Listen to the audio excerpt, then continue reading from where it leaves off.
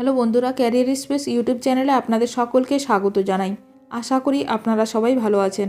আজকে এই মুহূর্তে শিক্ষক নিয়োগ সংক্রান্ত যে সবচেয়ে গুরুত্বপূর্ণ আপডেট উঠে এসেছে, বিস্তারিত সেই সম্পর্কে আলোচনা করব।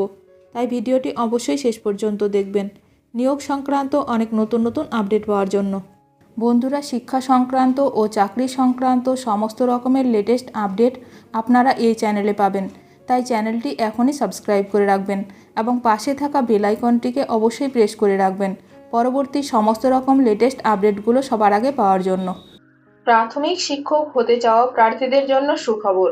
ডিএলএড ভর্তিতে সময়সীমা বাড়ালো প্রাথমিক শিক্ষা পর্ষদ। ডিএলএড কোর্সে আবেদনের সময়সীমা বাড়িয়েছে প্রাথমিক শিক্ষা পর্ষদ। 15 জুন পর্যন্ত আবেদনের সময়সীমা বাড়ানো হলো। কেন্দ্রীয় অনলাইন পদ্ধতিতে ডিএলএড কোর্সে ভর্তি প্রক্রিয়া চললেও এখনো পর্যন্ত সাড়া তেমন আশাব্যঞ্জক না হওয়ায় ভর্তির জন্য সময়সীমা বাড়াচ্ছে প্রাথমিক শিক্ষা পর্ষদ। আগের বিজ্ঞপ্তি আবেদনের শেষ তারিখ ছিল 31 মে। তবে সোমবার প্রাথমিক শিক্ষা পর্ষদ সভাপতি গৌতম পাল জানিয়েছেন, আবেদনের সময়সীমা আরো 2 সপ্তাহ বাড়ানো হচ্ছে।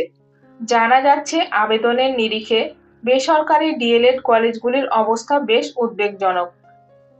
বহু কলেজে কেন্দ্রীয় পোর্টাল থেকে 6 জন থেকে 8 জন আবেদন করেছেন। ওয়েস্ট বেঙ্গল এডুকেশন ফোরামের শীর্ষ নেতা দিব্যেন্দু বাগ বলেন, পড়ুয়া ভর্তির এরকম নিম্নহার বজায় থাকলে বেসরকারি কলেজগুলি চালিয়ে যাওয়া সম্ভব হবে না।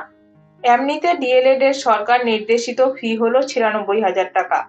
তার চেয়ে অনেক কম টাকা নিতে বাধ্য হচ্ছে কলেজগুলি। ফলে শিক্ষকদের বেতন এবং অন্যান্য ব্যয় চালাতে গিয়ে নাজেহাল হচ্ছে তারা। যদিও পর্ষদ সভাপতি গৌতম পাল জানিয়েছেন, কেন্দ্রীয় পোর্টালের মাধ্যমে ভর্তি হওয়ায় তা নিয়ে সমস্যা হবে না। ইতিমধ্যে 60% আসনে আবেদন জমা পড়েছে। সময়সীমা বৃদ্ধির ফলে আবেদন আরও বাড়বে। প্রসঙ্গত উল্লেখ্য, 2024-25 শিক্ষাবর্ষে ভর্তি হওয়ার জন্য প্রার্থীদের অনলাইনে আবেদন করতে হবে। প্রাথমিক শিক্ষা পর্ষদের ওয়েবসাইটের নির্দিষ্ট পোর্টালে গিয়ে বয়সের প্রমাণপত্র, উচ্চ মাধ্যমিকের মার্কশিট, পাসপোর্ট সাইজ ছবি সহ অন্যান্য গুরুত্বপূর্ণ নথি এবং শংসাপত্র আপলোড করে আবেদন করতে হবে। এর জন্য 1,000 টাকা আবেদন মূল্য হিসাবেও জমা দিতে হবে। আবেদন শুরু হয়েছে 16 মে থেকে। এই বিষয়ে আরো বিস্তারিত জানতে অনুগ্রহ করে অফিসিয়াল ওয়েবসাইটে ভিজিট করুন। ভিডিওটি ভালো লাগলে অবশ্যই লাইক করবেন। আজকের ভিডিওটি এখানেই শেষ করলাম। নতুন কোনো আপডেট নিয়ে দেখা হবে নেক্সট ভিডিওতে।